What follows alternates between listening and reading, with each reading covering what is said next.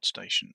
So somebody was asking about the Modstation, so we'll have a quick run through what we do in terms of. So I use the Modstation, the Wargaming Modstation. I can't do it because Windows Explorer is open on another screen. Okay, so right, apply.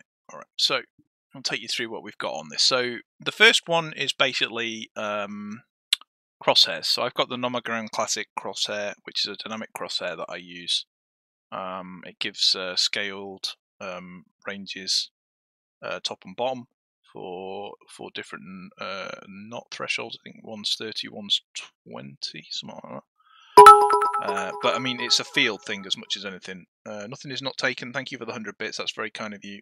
Very, very kind of you indeed. And thanks for joining us for some games tonight. It was fun.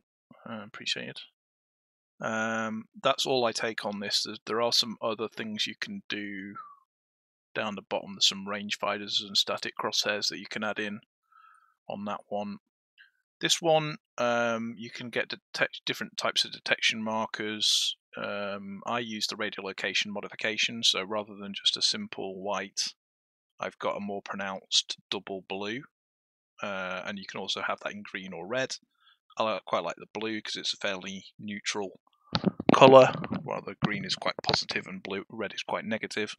So I quite like it being the sort of blue rather than the white, the standard white, or either of these two colours. I don't have anything else there. There's all sorts of other things you can take here in terms of shell types and what have you.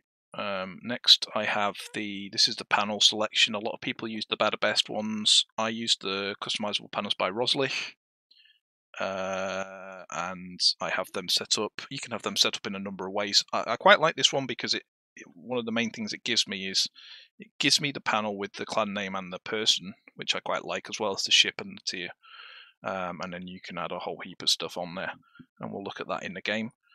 Don't think I've got any camo ones. There's a whole this tab's all about camos. You can add a load of customizable camos, ARP, all sort of stuff, or you can pick out there.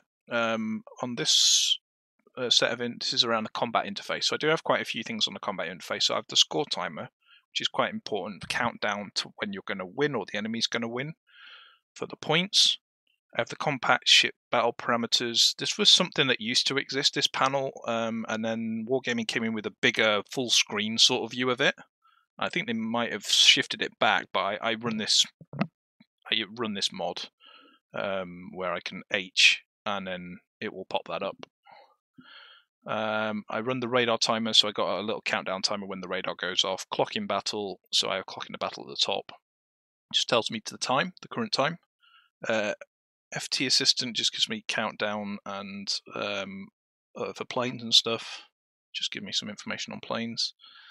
Advanced hit point bars. So this is on the actual hull ship indicator just above the directional finder in the bottom left, and the main thing there is that recovery display color. It starts flashing when you can basically get a maximized heal going. Crew perks in commander skills in battle, so I can just click on the Kraken icon in the game and I can see the name of the commander, and where it says commander skills I get the name of the commander. Although they should have had a double L there in skills, never mind. And then the list of what skills that commander's got, so that's quite useful if you just want to check what you've got. I have the damage meters, so the damage caused and received. That's really useful, especially for competitive, because whilst it doesn't count everything you do in terms of what you deal, it only registers stuff that you've been that you see dealt. So if you fire into smoke and hit a target, it won't register it on your meters. However, if you do get fired upon, it will often tell you what fired upon you, and give you some precise information on what that salvo is, which can give you some early, especially in competitive, can give you some early tells as to maybe someone that you've not seen, a Stalingrad that you've not seen has fired a salvo at you, hit you, or clipped you. And now you know where that position of that Stalingrad is, whereas he still hasn't actually showed up on the minimap yet. So you can get some early information. Secondary armament, so the stats of my AA and secondary armament, what the health of those is, what the ranges of those are. The minimap icons, I have them in the also the panels, the team hit point panels. So I have them either side of my team lineup panels that's at the top. Just gives me a rough indication of where it's at. Again, that mostly your own hit point panel bar really only registers what you can see line of sight, I think. So that's mostly what we've got there. We've got some port ones. So we've got the Valera mod, which is quite useful. It gives you the equipment tab as a part of the panel, the expandable panel. So you can actually expand it and see what you've got while you're on the ship view of it, rather than having to go to the separate equipment view. And you can also go and equip and change those dynamically in that panel, which is also quite useful. So that saves a little bit of time. I run ships in the tech tree horizontally because I run ultra wide.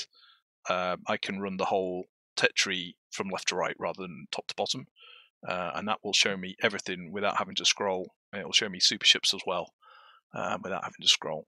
I have the learned crew skills in frame, so it just gives a little bracket around, a little frame around the ones I've picked. I mean, that's just nice to have. I've got a session stats summary.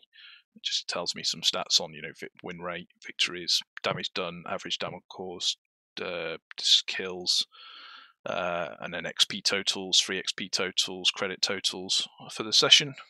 That's all I take from that. And then the last one is around localization. So I've got the localizations. I've got gun calibers in millimeters and inches in English, and then I've got the replays enabled, and then this one's just a cosmetic one for streaming. I've got unmute background sound. So all this really does is when you toggle off the game without this mod on, basically when you toggle off and get focus on another screen, and I'm running a 4-screen setup here, the game sound will not come through.